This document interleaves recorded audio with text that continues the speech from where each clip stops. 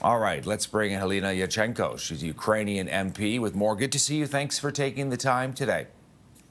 Hello, greetings from Ukrainian Parliament from Kiev. Yeah, so Steve Witkoff, Donald Trump's envoy, heading back to Russia. Your thoughts on where things stand? It sometimes seems, Halyna, like this is a merry-go-round that just keeps going and going and going and nothing changes.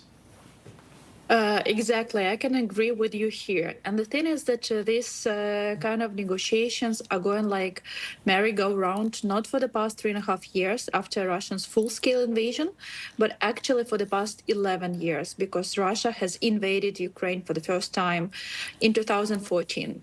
Since then, there were a few attempts to have some kind of peace deal or negotiations. But the problem of the previous formats, like Minsk agreement or so-called Normandy format.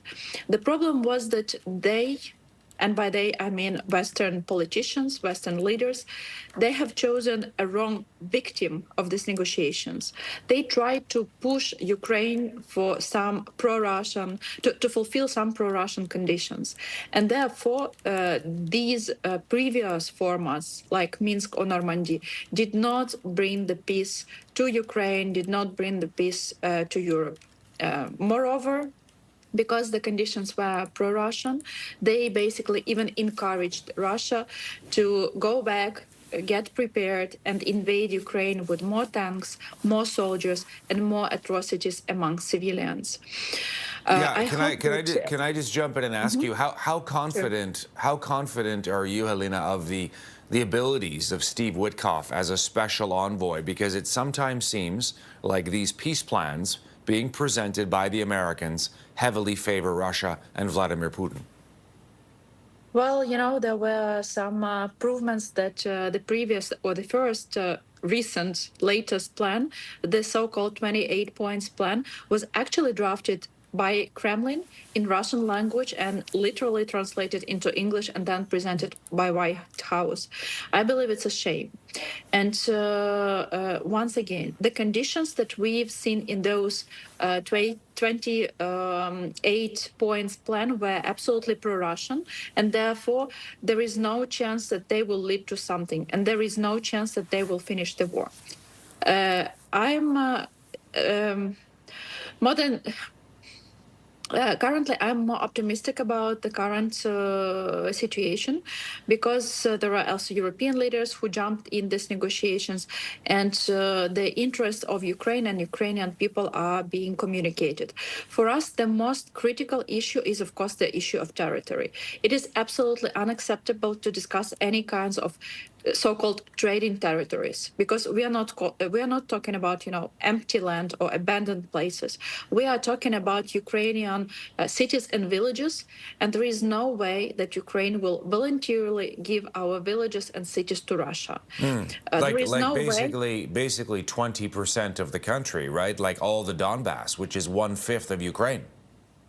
Yeah, but it's not even a question of the amount of territories that Russians want. We should understand that we are talking about people, because the villages and cities that Russians want, they are inhabited by people, by families who live in their homes. And there is no way we will voluntarily give away those people and their homes.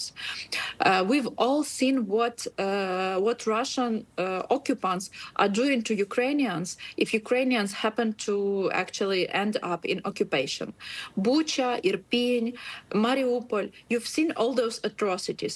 You've seen how Russian occupants would murder, would torture, would kidnap Ukrainians in occupation.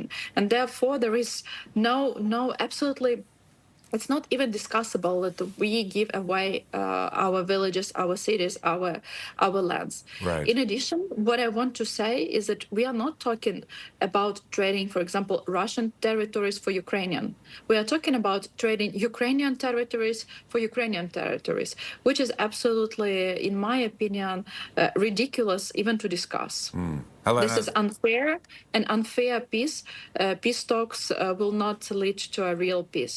Therefore, we should make sure that the new conditions, the new peace deal is fair, and it will bring really a lasting peace.